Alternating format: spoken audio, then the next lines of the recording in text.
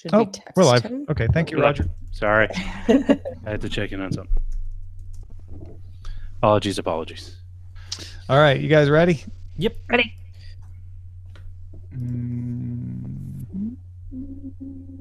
Here. I'll do it at 14. Can I get that? Okay. We're going to do it in just about 10 seconds. Okay.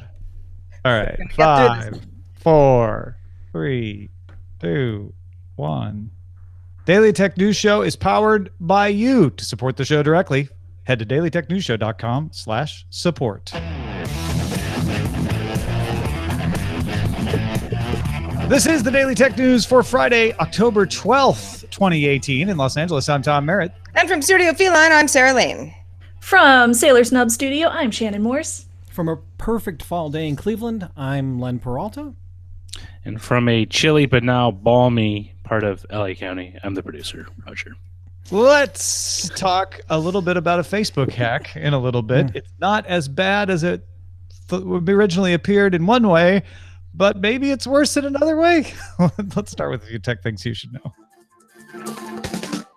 TechCrunch published a screenshot from Superteak Bose showing an Instagram feature that lets you tap through posts instead of scrolling in the same way you would with Instagram stories themselves. Tap, tap, tap to go through the photos. Instagram told TechCrunch it's testing the tap to advance feature in the Explore tab, but is not considering bringing it to the main tab, at least not right now. Ooh, that's good. 1Password has disabled the auto submission of passwords in its latest Mac app. macOS Mojave restricts the ability of apps to virtually press the return key. 1Password for Mac can still autofill. It just means you have to press the return key yourself. Crippling that malware. Hopefully. id Software co-founder and Oculus CTO John Carmack and his personal legal battle with ZeniMax appears to be over, based on tweets from Carmack and ZeniMax. So they're not suing each other. However, the lawsuit between Oculus and ZeniMax has not been resolved yet. That appears to be continuing. The core issue, of course, is that ZeniMax says some of its technology developed by Carmack, while still at id when owned by ZeniMax, was being inappropriately used by Carmack when he was at Oculus, or at least he gave it to Oculus even before he left ZeniMax. Carmack was accused of having stolen those secrets after copying files from his office computer. So anyway, ZeniMax not going after Carmack anymore. We'll see if the other shoe drops with the Oculus ZeniMax lawsuit. Let's talk a little bit more, though, about the Google Home Hub. Shannon? Yeah, Google announced its smart display platform earlier this year. Essentially, it's Android things running on Qualcomm's SD624 Home Hub platform. So far, Lenovo, LG, and Samsung's JBL have all put out products that run it. Ars Technica's Ron Amadeo points out that Google isn't one of them. The new Google Home Hub, Google VP of Product Management Dia Jolly, told Amadeo that the Google Home Hub is built on Google Cast and it runs on an Amlogic chip, which usually are budget chips meant for smart TVs and media players. I found this quite surprising, given that the Lenovo, which I've tested personally for a review on TechThing, I loved it. I thought it was really nice. It was very fluid, and I had no issues as far as using it as far as user experience goes. So I guess Google Home Hub maybe decided to save some money, but the interface also, from a lot of what I've seen on their commercials, looks a little bit different from the Lenovo one as well. Yeah, it works the same way, but there's no camera. There's no other thing. So Amadeo puts forth the same theory that you just did, that, hey, you know what's cheaper than a Qualcomm chip? An Amlogic chip. And we already talked about the fact that not including a camera, while being promoted as a privacy protecting feature, also brings down the price. And this thing is $149. That's $50 cheaper than the Lenovo, which is $200. It's a 7-inch screen, which is a smaller screen than the Lenovo. So it really does feel like Google was trying to only spend money on the things they thought were essential and developed it in a way that indicates that, oh, maybe running Android things is pricey. If you can do this on Cast with an Amlogic chip, Why not let all your partners do that too? It's classic Google where you have two teams doing two different things. Yeah, I think a lot of the times we will just specifically look at the specs when those are coming out and think, oh, it has a worse chip. I don't know if it's going to be as good of a product. But given that it's coming out from Google and they have quite a backing with developing products so far, and they've done very, very good jobs with those products. I'm curious to see if this one is going to work as well as the other like third-party platforms that I've seen so far. And given what I've known about them in the past, I think that it will. But of course, we won't know for sure until we actually see the reviews of this product coming out. Yeah, and on the other side of this, a lot of people have criticized the Android Things platform, the smart display platform in particularly, running on Qualcomm for being overpowered. The Qualcomm chip requires a gig of memory, which doesn't sound like a lot when a personal computer, but for Internet of Things devices, you don't necessarily need that much all the time. So this may be just a more appropriately powered device, especially at a 7-inch display. You run a smart TV, you run a big old HD TV on an Amlogic chip. Why not run a smart display on it? Yeah, right. They're making us pay attention to actual logic here. Amlogic. Facebook is rolling out the 3D photo feature it announced back at F8 in May. Photos shot in portrait mode on iOS can now be converted to 3D, letting other Facebook users tap, click, and kind of move their head in the Oculus to see behind the subject. Facebook says it will support pictures from more phones in the future. Saw a couple of these in my timeline this morning, and they're, I don't know, somewhat unremarkable photos, but it is pretty cool. So you have to have iOS right now to take advantage of this, but you wouldn't need to. They could bring this kind of depth sensing image from other platforms over. Okay, then you have to have taken your photo in that mode on whatever phone, and then people have to decide, oh, I want to interact with this photo in that way. It's so what you're saying is there's a lot of limitations at this point. A lot of hurdles to people really having this make a difference. Shannon, what were you trying to say? I'm sorry. I was going to say I want this available for Android phones. It's kind of, to me, it's kind of like using like panorama mode or using portrait mode. You have to think about it before you actually use it. So you have to set up the picture to be exclusively used for this 3D photo feature and everything. But it is one of those additional perks that you're getting on the iOS platform. And I would like to see it available on Android in the future. I know it will be, so I'm just looking forward to it. Yeah. I just wonder how much, it always feels like something you want more when it's not on your platform, but I just wonder how much people are really going to use this. It's also available for Oculus, which makes more sense to me. Although reading the newsfeed in Oculus doesn't make sense to me, but I guess if you are doing that, then you could be like, oh, because you don't have to tap or click. You just like turn your head, and it's basically a parallax effect. It doesn't really let you look behind, right? The image doesn't actually. Yeah, it gives you a sense of kind of, that sort of almost looking around the corner, so to speak. Shannon, you mentioned panorama photos. It's like, how many panorama photos you've seen people post anywhere? Not very many. But every so often, I'm like, oh, that's cool. I see where that came in handy. This is one of those things to me, too. It's not going to change our newsfeed. It's certainly not changing photos. But when you see, the first couple, it was a friend of mine, Drew Olenoff, actually, some of you might know him, posted a picture of his cat. And I was like, cute picture. Oh, neat. I see how that works. It's kind of doing it just to do it. Yeah.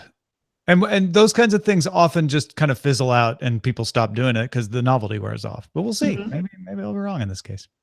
Who knows? Speaking of novelty, Samsung's head of mobile DJ Ko told CNET that yes, Samsung's upcoming foldable device will function as a tablet, like a full screen tablet when unfolded, including multitasking. But when you fold it up, will work like a smartphone. Ko's expected to be. He didn't confirm this part of the story, but he's expected to maybe announce more details about this at the Samsung Developer Conference on November 7th, where he's delivering the keynote. It would be a weird place to announce a phone like this to a developer conference, although I guess there are a lot of developer concerns in creating an app that would work in both modes, but it's not really that much different than creating a universal app as it is. Mm-hmm. This is a weird product. Yeah. Okay. That's where I wanted That's where I wanted to go next. Do you want a phone that unfolds into a tablet? If it worked really well and it didn't break after like 2 months of folding and unfolding it, which is my biggest worry with something like this, is over time, if the screen is going to diminish as far as its quality goes.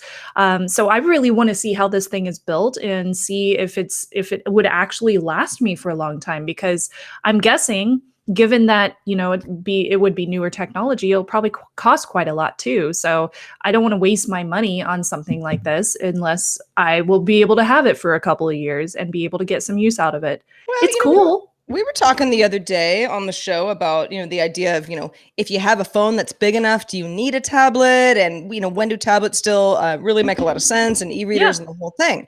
I would love if my iPhone, and I do use an iPhone, could somehow magically become twice as big and be closer to an iPad so that I don't have to have two devices, because my iPhone has gotten bigger over time since the 6 Plus came out. I use an iPad very seldom, but I would like to have more functionality in my phone. That would also, there's all sorts of questions like, well, when it's the phone, is it like too thick? Because of course, it hasn't unfolded. It's not the, the tablet yet, but I love the idea of having a transformer device. Yeah. In practice, as you mentioned, Shannon, it completely depends on how it's made and can it withstand being manipulated over time? But I would pay more. I would pay more for a device that gives me two different things. Hinge tech is so good now. I'm less worried about it breaking. Although if it's not very expensive, then I worry that they cheaped out on the hinge. So that's definitely a concern. I'm more worried about the form factor just not working. I've always thought this kind of thing works with a rollable screen versus a fold out, because your phone is always going to be twice as thick as your tablet for this to work. So exactly. I don't know. Yeah. Well, we'll see what happens. Maybe we'll see it at CES. That would be awesome. Moving on, YouTube announced that it is reviewing new and existing YouTube Partners Program participants for duplicative content. YouTube says even if your upload is fair use or you have a license, it may kick you out of the program if you don't add anything else to a channel but duplicative content. The channels would stay online, just no longer be able to generate money. Yeah, this is the kind of announcement that's rife with possibilities for misunderstanding. They're not banning people from YouTube with this particular move. This is the partner program, which allows you to monetize. So if they deem that your channel is nothing but duplicates of other people's content, they're going to kick you out of the program. It's not so much about piracy as it is about quality, because they're saying, we don't care if you have fair use or a license. It's not whether you have the right to use it. It's that we don't want to be focusing our monetization efforts on content that can be found in another channel that's more popular or is the originator. We want original content in the channels that we work with in the partner program. I get why that would be a concern, but is that fair? I mean, what if you are an aggregator channel? It kind of rules out the idea of someone creating like a really cool curated aggregator channel. I don't know that that's that valuable, but that definitely is not going to be monetizable under this. It sounds like they are trying to get rid of people who are just, straight up stealing copyrighted content or even content that is using the YouTube content license, but they are just duplicating it and creating a brand new channel and using that to monetize and make money off of this original content. For example, there's multiple channels out there that have straight up stolen Hack 5 content and just like downloaded the video and stuck it on a new channel. And in that case, it completely makes sense that they would want to remove those channels and, focus on the people that are actually creating the content. However, if you're a journalist, that's not what's going on here. They're not removing channels. This isn't about copyright. This is right. Saying, they're just demonetizing them. They're saying if you're duplicating and you have the right to, let's say they got your permission, they're going to kick them out of the partner program. Right. Which kind of speaks to how popular YouTube is and how many videos are actually, they take up a lot of space, right? Because the last YouTube video that I uploaded was, well, it depends on the video, of course, but it was not insignificant. And I think that YouTube, if it wanted to seem like, hey, a lot of people are using this platform, look at all these accounts. And yeah, there's, lots of action on a duplicative account. that YouTube deems is, falls within what you just mentioned, Shannon. YouTube's like, we already have this once. We don't need this again. Like it's too much for us. So I think again, it's definitely YouTube not wanting to inflate numbers at all. It's wanting to make sure that they don't have content there that is taking up space on servers. What I do worry about is when it falls into fair use, which they said, it won't be demonetized if you're using things. No, they said it will be demonetized. This story is very confusing. It is confusing. There's a different what about journalism. No, there's a different program for fighting copyright abuse. This is not it.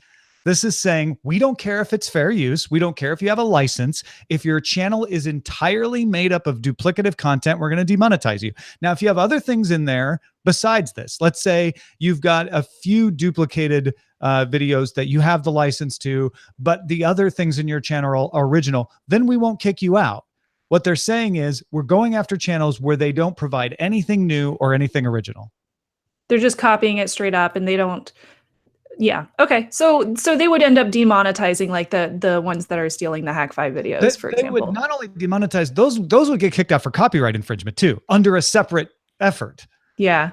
Yeah. Oh my gosh, YouTube. Well, if that story weirded you out, this one is a little bit of a head scratcher as well. WhatsApp is holding live events throughout India where people perform skits to raise awareness about fake news that gets shared on WhatsApp. Actors are riding in trucks to various locations to perform these skits. Now you might say, who is paying for this and why? The campaign is co-sponsored by mobile carrier Reliance Jio, and the skits include instruction on how to install WhatsApp on a Jio phone. Huh. So it's two things. It's like, this is how you know when a story's fake. Also, the Jio phone might be the next phone for you, people of India. Well, it's a marketing effort. Yeah. For WhatsApp and Jio. Like, let's show you how cool WhatsApp is. Let's show you how cool Jio phones are. But they are using that, which they would probably do anyway, to also put forth the message of, hey, you know what? When you get a stranger alleging something, don't necessarily believe it immediately. Here's how to tell if it's fake or not. Here's how to unsubscribe yourself from weird groups that you don't remember subscribing to. So you can look at it as how cynical they're using this public service message as a way to market their programs, or you can look at it as how great they're using their marketing program to also provide a public service message. Well, and who's going to the live events? I mean, if you're getting a good crowd, then yeah, it's going to be fruitful. I cannot imagine in my neighborhood if any mobile carrier and WhatsApp got together and were like, let's talk about fake news, and we're going to do it in like a fun skit way with actors. I wouldn't go. It sounds cheesy. It sounds horrible, but I don't know. Maybe it's effective, and maybe again, in certain locations around the world, and particularly India, it might be kind of fun and like a community thing. Fellow teenagers. Well, I mean, part of it is that in India, those parts that they're going to have a high level of illiteracy, so people aren't going to necessarily be able to read it in a newspaper. Too. Unless you have well-meaning neighbors that all get together and have the same message, it can get kind of convoluted. Mm-hmm. So there is a bit of cynicism, but at the same time, it does both. It's a marketing and public service thing at the same time, which, when people tell you to recycle your bottle that you just bought at our local supermarket, they're doing a public service, but also telling you, hey, if you need another bottle of water, come to our store. Right. Or any of those, the more you know, here in the US, where, the network is promoting itself and doing public service messages at the same time, because that makes them look good. Yeah. Or when the beer commercial tells you to be responsible during the Super Bowl. Yeah. Yeah. But drink our beer, but just drink our beer responsibly. Don't drink and drive. I mean, it's not necessarily making the message wrong or bad. No, you just know there's an agenda. There's a financial agenda, and that's okay. If anybody has, I don't know, sees any of these skits in person or finds one of the YouTube videos of them, I would love to see them. Share them with us. Feedback at dailytechnewsshow.com. Folks, if you want to get all the tech headlines each day in about 5 minutes, be sure to subscribe to dailytechheadlines.com. Don't delay. Do it now. All right. Facebook announced that its investigation of the login token attack, this is the one we talked about last week, has found that it wasn't 50 million. They'd worried it was up to 50 million affected. It was 30 million accounts affected with unauthorized access. The name and contact details, so maybe phone number, maybe email address, for 29 million was accessed. So 30 million affected. 1 million of those, they didn't get anything. 29 million, they got the account copy, the name and the contact details. And a further 14 million, the attackers accessed birth date, gender, location, relationship status, religion, hometown, self-reported current city, education, employer, devices used, last 10 places checked into on the site, or last 10 places tagged in, people and pages followed, 15 most recent searches on Facebook. So that's a lot of personal info, but none of it credit card, none of it financial, none of it secure social security number, stuff like that. Facebook found no evidence that the attackers accessed personal messages, financial data, or used the tokens to log into third-party websites, which was another concern about this. Now, Facebook has invalidated all these tokens.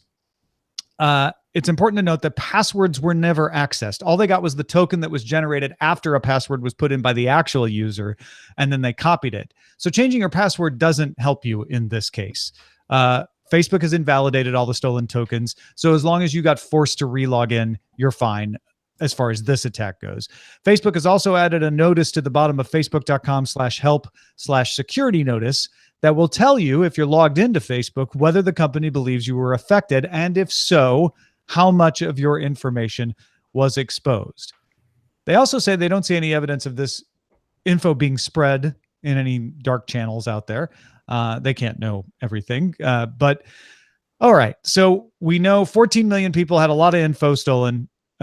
We know that they are now secure against this attack happening again because they've patched the vulnerability and invalidated the tokens.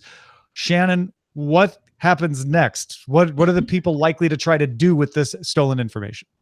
Well, if somebody is actually using this information nefariously, they would probably go onto the deep web and then go further into the dark web and try to sell it somewhere to a potential buyer, because it's quite valuable information, especially if somebody is going to use this and, sell it to a marketer or sell it to somebody who could make a lot of money off of that type of information. Politically, it could be very useful. So this information could still get leaked several months down the road. And just because Facebook has said we don't see any validation that it has been leaked yet after the hack, doesn't necessarily mean that it won't get hacked in the future or won't get leaked in the future furthermore. And it might end up being publicly available at some point or another. So that's definitely something to consider, with the fact that so many people, 14 million with all that information, plus that additional 15 million with just name and contact details, had all that information hacked. So it's definitely crucial for users to even, I would go as far as considering, should you keep your Facebook account? Because they obviously had this kind of breach, and this was based on 3 different vulnerabilities on their site, all of which had nothing to do necessarily with your data, but the way that you were viewing it as. So it was a code. It was a very specific pile of code on their website that allowed these attackers to get in. Now, they did preface this by saying third-party apps weren't a part of this breach, and they also went as far as to say that included Messenger and Instagram, WhatsApp, Oculus, all the different ownerships of Facebook. So none of those were affected, and that was something that I definitely wanted to get some clarity on. And they also notified the public in this statement that they just put out today that they are working with the FBI specifically. So earlier they had clarified that they were working with authorities. So now we know that they are working with the FBI. However, we still don't know who the exact perpetrators were, who was involved. So we don't know. Yeah, we don't know if it was state sponsored. I mean, I'm sure that they know. I'm sure that they are digging into that, and probably the FBI as well. Valid suspicions, and they're not ready to announce it because they're not ready to bring charges yet. Yeah, exactly. So we still don't know who was involved or where that information went. So as users, what can you do? I mean, you don't need to change your password necessarily. However, I always recommend that you do change your password for everything. Maybe I mean, so much personal information was stolen in this. I would go as far as deleting my Facebook account if I didn't need it. Deleting your Facebook account won't do anything to protect you against this attack, because that information's already out there. So if you delete your Facebook account, it's to punish Facebook, not to do anything to protect yourself. It's to punish Facebook, but it's also to cut off one of the many different social networks that could be tied to that information. Well, and that's the key, right? It's not about them getting access to anything that you have. It's about them phishing. Yes, exactly. And using your information to either target you or pretend to be you. Exactly. And if that information is already out there, which we're going to assume that it is for, this story, then it's highly crucial that you take the proper steps ahead of time so that you don't end up getting phished, or your family members don't get up ending phished, or your friends, because it's so easy for somebody to go on and create a fake profile or create some information online that looks close enough to that personal information that they stole, that they would be able to phish somebody that and steal their information too. Facebook.com/help/security notice. If it says you had some information stolen, you should be aware and make your friends and family aware that it is going to be easy for someone to pretend to be you, because they know your relationship status, your religion, your hometown, your email address, your phone number, all of this stuff, and be extra guarded about unusual connections that happen, whether it's an email or a phone call, that try to get you to do something, especially if it's send money or provide further identifying information, because that's what this information would be good for, is someone trying to bilk you out of some money by pretending to either be you or a friend of you, because they now know all this stuff about you. Yeah, I'm glad it wasn't 50 million, like they said. It was 30 million, but that's still a lot of people. And quite a few, even of my information security friends who have Facebook accounts, were included in this breach. So it's a pretty serious issue, and it's something that we should take seriously, and definitely notify your friends, like Tom said, and if you were involved in this breach.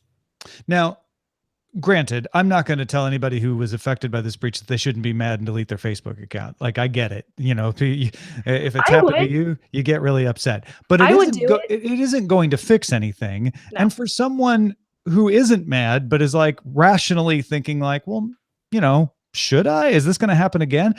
How data breaches are happening, right? You should always be careful about what kind of data you store anywhere, because I assume that pretty much anything out there can be breached. With that kind of attitude, do you think, Shannon, just in your own opinion, that Facebook is at fault here? Or is this, people sometimes find vulnerability. There's always going to be vulnerabilities. People sometimes find them before the company can. Were they negligent is kind of what I'm getting at. Yeah, absolutely. I do think that they were negligent as far as. You think they should have found this vulnerability for sure? Why do you think that? I'm curious. I don't think it should have been a vulnerability in the first place. I think that this should have been found by their team, because they do have an internal team of security people, and they should have been able to fix it long before this happened, because it was open for a year. So it was a big problem. The bug. Okay, that's what I was getting at. So they knew about the bug and it was open.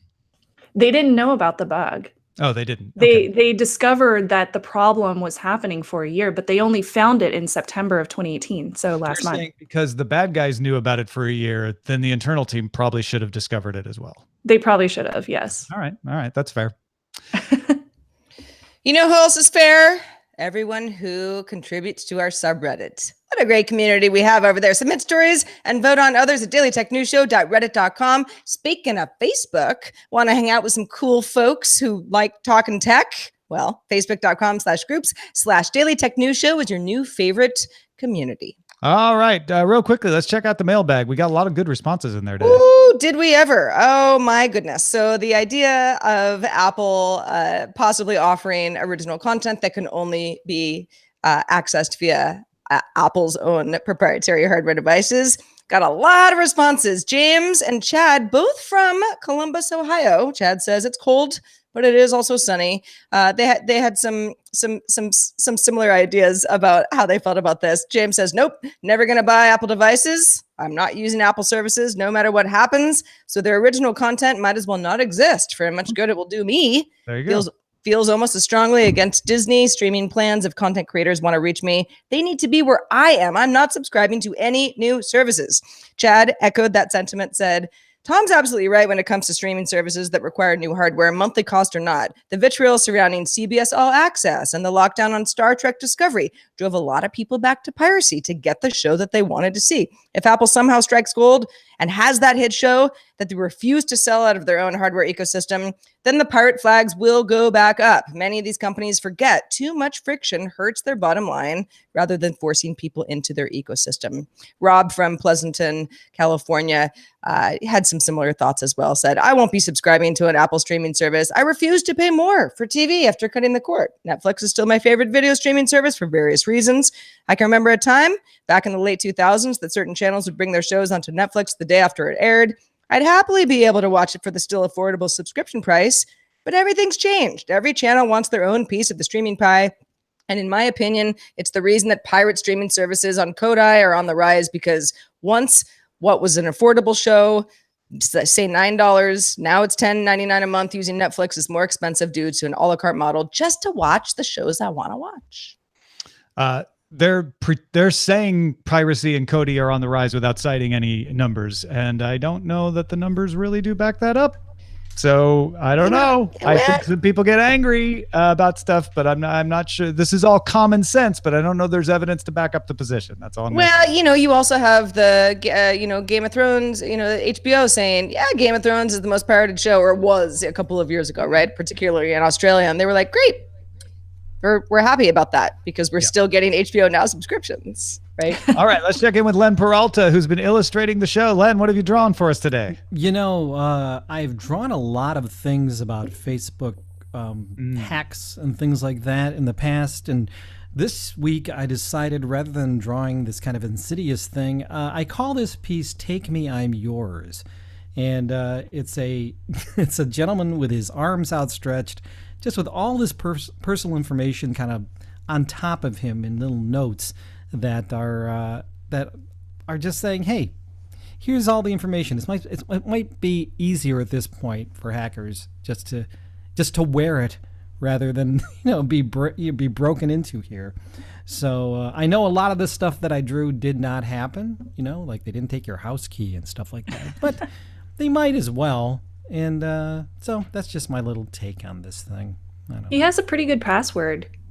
He does. Yeah, that's pretty It's good. not a phrase, but it doesn't do anything now that somebody has it, right? I mean, his social security number is missing a number, though. So, well, I didn't want to be so accurate that someone was going to try to tie these out. And see if of course, working, of course. Well, thank you, Len. Appreciate that. Check it out, folks. LenPeraltaStore.com. Absolutely. Thanks also to Shannon Morse. Shannon, what has been going on and how can people keep up with your work? Well, you can find me over at tekthing.com, as well as hack5.org, and ThreatWire is my channel over there. Recently on TechThing, we reviewed the brand new Acer Predator Helios 300, which was a really cool gaming laptop on a budget. So I was very excited to check it out. And over on ThreatWire, recently I've been discussing a whole bunch of information about Facebook, as well as what's going on in the hacker realm. So if you're interested in hearing about more of that, you can always find me on Twitter. I'm at Snubs, SNUBS. Excellent. Thank you, Shannon. And thank you, folks, for backing us up and making it possible. We're a few patrons behind, more than a few. We're in the teens of patrons behind last month. This always happens at the beginning of the month when credit card stuff gets fouled up or whatever. So if you are at all interested in supporting the show directly and getting access to special feeds, special perks, special columns like Sarah's column this week, go support us, please. It's only $1 a month. Nickel a show. Patreon.com/DTNS. Our email address is feedback@dailytechnewsshow.com. Keep it coming. You make our show better every day. We're also live Monday through Friday at 4:30 p.m. Eastern, 2030 UTC. And you can find out more at dailytechnewsshow.com/live. Back on Monday with Lamarr Wilson. Talk to you then.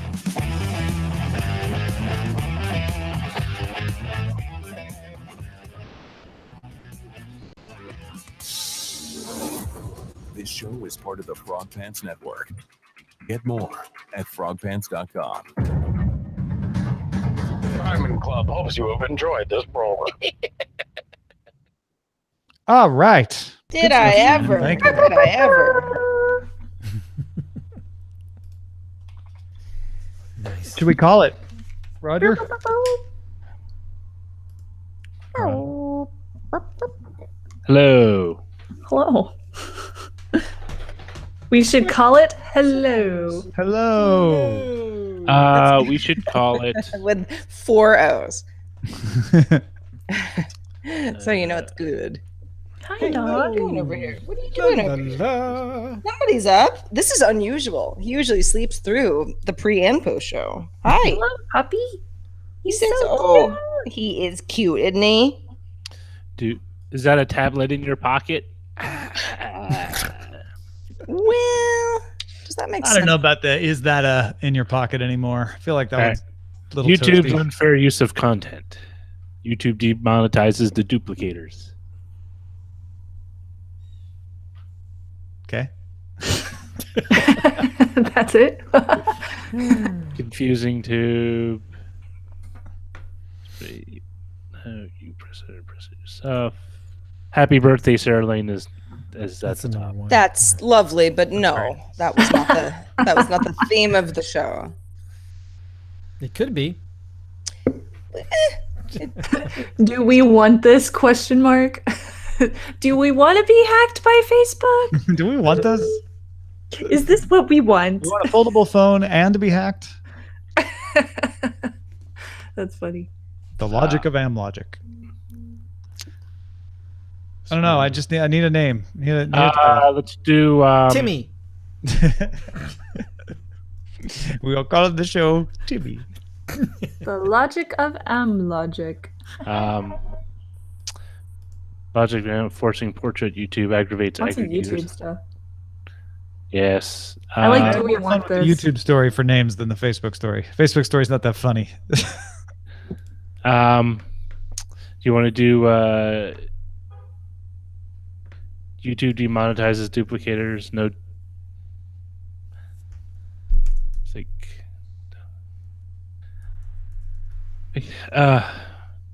YouTube demonetizes the duplicators. Do that. Demonizes. Oh, you could do that. Demonetizes. Demonizes. No, demonetizes. You'll probably get demonetized if you put demonize in the title.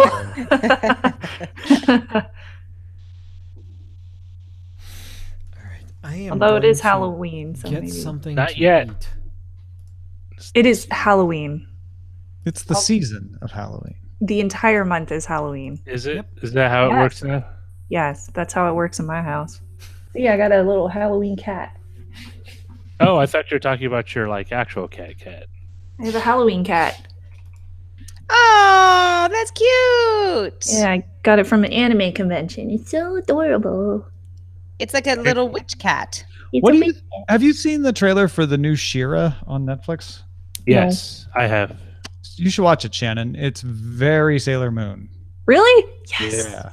Okay. Style wise. Anyway. Yay. Is it a cartoon or real? It's animated. Yeah. It's cartoon. Okay. What did you think of it, Roger? It's an interesting take. I will hold my act. I'm gonna watch the first couple of episodes before I make a judgment call. Gotcha. I mean, it's definitely a shift in the appearance and I think the story, because the story seems a little altered, which could be good. well, It's like I know what you're talking about. I think what they did is they took like a one-line throwaway that was sort of a through line of these two characters knew each other once and really like expanded on that and made it like they didn't just know each other, they were best friends. well, the other thing is like, will it be like, hey, I have a twin brother I never knew about that lives in a parallel universe kind of thing. So He-Man. you know what, the He-Man reboot worked really well. I was surprised, but that was like 7 years ago. Thundercats wasn't that great though. It was good, but it wasn't great. It's just to me, it's just weird where they bring back a bunch of old properties. Like Yes, not it that is. Not that I don't like them, but it's like, are we just so bereft of ideas that we just need to mine nostalgia to? Well, that's the thing is like the nostalgia part of it is okay. Yeah, but you're not aiming it at that audience. You're aiming it at their kids, which may, I mean, No, Exactly, you're aiming that's it at the their thing. parents who want their kids Who to want their kids to love it the way that they loved it. But yeah, I agree with you. At the same time, it's like, well, okay. I mean, I don't know. Have you watched an old He-Man cartoon? yes, Like, I still watch them. Yes. I Okay. watch it for the end because they do a little Well, PSA. Fine, but yeah, they do. But and I have not recently, but I did as a kid. It's like they're very dated.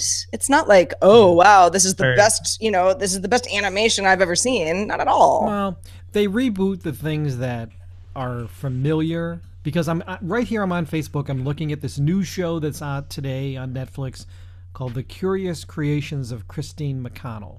Okay. Now, it looks like it might be good, but Cocaine are you going Christine. to spend time watching it, not knowing anything about it? Okay. I mean, Well, that's why they play you a little trailer. I know, but even so, it's like. But yeah, no, I get it. If it was The Curious Case of Shira, you'd be like, what? I'm in. I mean, the image of it looks pretty cool. It looks very Halloween-y with vampires and ghouls and stuff, but. I mean, like, part of my thing is, like, they did the Voltron reboot, and I liked the first couple of seasons, but the last one was just really boring. Like, it's like they had a good idea where they wanted to go with it, and then, like, kind of ran out of steam after they, like, well, we're going to do it this way. Well, and it's the same reason the chain restaurants work, which is you people just in general, not talking about you, whoever you are, but everybody else likes familiarity, right? Yeah. So they eat at a chain restaurant because they're like, well, I know what I'm going to get, and they watch reboots and nostalgia stuff because they're like, oh, I know I like that. I know I like that character. Mm-hmm. I like that world. So it's why sequels are the hot thing in sci-fi and fantasy. You want to write a series. You don't want to write a single book. Standalone books do crap. No, that's why movies, Because I keep writing standalone books. movies have sequelitis. Video games are the worst. Everything does. Yeah. Cars. I don't know. The video games are even the worst. I think they all do it.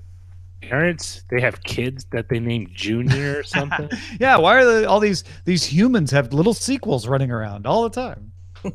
Why is there a 3 after your name? Well, there are 2 more before me. Oh. Well, I like the second one the best. It had the most gripping plot Well, line. doesn't it go junior and then the first? So if you were Is the it? third, I think you're actually technically the fourth. Am I getting that right? I thought don't know junior about that. meant. I thought Junior and the second were the same thing. Yes, they are. Oh, But okay. So I- no. I- So I never would mind. swear to it in court of law. I don't really know. No, Yeah, Junior and the and second, right. yeah, they are. Yeah, Junior. Okay. So Tito June junior and the second are the same thing. So and Baby. yeah. Right. Is there a baby in every Filipino household? Or not household, but like extended family? Yes. Sunny. There is Sunny June. Sunny Jim. Yeah. We don't have that. We just have lots of aunts and uncles. Who's we? Chinese people. Oh, Even okay. if they're not related to you. That's the worst. Like, why am I calling you uncle? Never Yeah, met. but we have that too, where we call people aunts and uncles that aren't related. I had an Uncle Jerry Closer, the Closers, Uncle Jerry and Aunt Carol. They weren't related to us. And I didn't realize that. I thought they were literally uncles and aunts. And then I got older. I was like, oh, what? Why Just we call them it? auntie. Just call them auntie. Yeah. The uncle? Call the uncle auntie? Everybody, call them all auntie. It's weird you when don't- you have like a family where there's a you lot don't- of people with, similar names like Jim, Jimmy, or whatever, and they just go. Then they use qualifiers like Big Jim or Little Jim. Yeah. Roger, I know you don't watch Fresh Off the Boat, but I should really watch the most recent episode. I haven't. I'm not even caught up, so I can't play that game. But the characters are actually based on real kids from the person who Yeah. wrote the book's life. Yeah, Their but- names are the same, and there's a TechCrunch story today about the 2 younger kids in the Fresh Off the Boat family and the startups that they are funding because they're trying to create a sustainable wealth management company for their family. And it's fascinating because they go into detail about the different arms of the family and how they built up all this wealth in China, and then the Japanese invaded and they lost all their fortune. Then they built it back up after the war. Then they had to flee the communists to Taiwan and they lost their fortune. And then they built up the restaurant that is the subject of the TV show, and then they lost the fortune. Like they're like, we're not gonna stop that right now. Some ways it's very similar to my grandparents fled the communists. Tom, what you described sounds like the prequel to Crazy Rich Asians. Yeah. Well, I've heard people say there's a lot of similarities between those. My grandfather. I heard that movie was very good. Yeah, it was good. I might go see it tonight. Yeah, go. I'll have to wait for it on streaming somewhere. It's pretty Well, good. I wanted to see A Star Is Born, and it's funny because everyone I know who's seen it is like, so good. But you, Sarah, you may not like the movie. Oh, really? That's Yeah, and I'm like, why? It's a very specific thing to say. You know, I'm not sure. I'm not without sure. emotions might not like it. Right. Yes. Like, what are they If you have a cold black heart, you might not like this movie. If you love love stories. Well, I also, again, it's, I talk about the fact that I love the movie Walk the Line so much. It's like, that's like one of my very favorite movies. It's a good movie. This movie seems a little bit like that movie where there's Have lots of they said why singing they and don't- hugging and, a love affair. So I'm like, why would I not? I don't know. I don't hate the premise. And they haven't explained more about why they don't think you would like it? No, just, I don't know. I just am a naysayer, I guess. Doesn't that make you want to go see it more? Yeah. To Kinda. prove them wrong. Prove them Yeah. wrong. That's right. Also, I mean, it's Bradley Cooper. Who doesn't like Bradley Cooper? And Stephanie Germanotta. That Well, too. so wait a minute. Yes. If you don't, it's not like I don't like Bradley Cooper. It's just I'm not. I don't lean either way. It's like if he's in it, I'll watch You're it. But I indifferent won't about go Bradley watch. Cooper. Yeah. There's about nothing Sam about Elliott? him that would See, make me. I feel like I've never seen him in a movie where I was like, no good. I love him in all of his movies. I think Sam he has a lot Elliott of saved range. every movie for me, too, that That- he's ever... Sure. Yes. Did you finally see Star Is Born, Tom? No, I still haven't seen it. See, at this point now, second week, it's almost like I'll wait for streaming or something. This is the same thing with Crazy Rich Asians. Eileen saw it without me, and it's really It's a hard, pain for yeah. me to justify spending the time to go see a movie alone. Well, did she like it enough to see it again? Who? Eileen. Oh, yeah. With you. Oh, she liked it enough to see it again, but she doesn't want to take the time to see it again. So I She's guess got she other really things didn't to like it enough to see it again. Right. You're seeing it without her or you're not. Yeah, exactly. Exactly. Yeah. So it's probably going to be on like streaming at some point. That's Maybe. It will probably be streamable at some point. Yes. I've been slowly catching up to the Marvel Cinematic Universe as they slowly drip into Netflix before they all end yeah. at the end of the Disney year. streaming. Yeah. Although what I'm really excited about on Netflix, which I believe either starts this week or next week, is the new season of Daredevil. Now, Oh, Ooh, yay. I haven't That's even gonna be caught good. up on Iron Fist. Iron Fist or no. what's the other one? Luke Cage, No, Luke Cage and the other Jessica one. Jones. the Yeah, Defenders. Jessica Jones.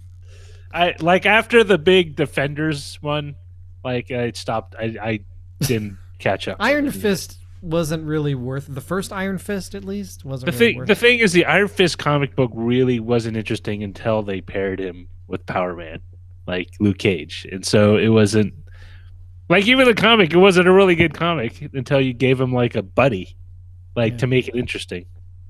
And that's But- what they should do. Just make it a buddy show. But Daredevil, I think out of all those Netflix shows, is the best one. Well, I think it's because it was the first, so there was a lot of effort put into it, and It's also, just a more interesting character. well, I mean, it's just Marvel's version of Batman. Yeah, right. It's just broody. Plus, the Kingpin is back in this one, and he looks good. Oh, you know what? Nobody watched at all is the Find Punisher. out, people, in our audio as it Oh, yeah, continues. that's Video people, thanks for watching. Have a wonderful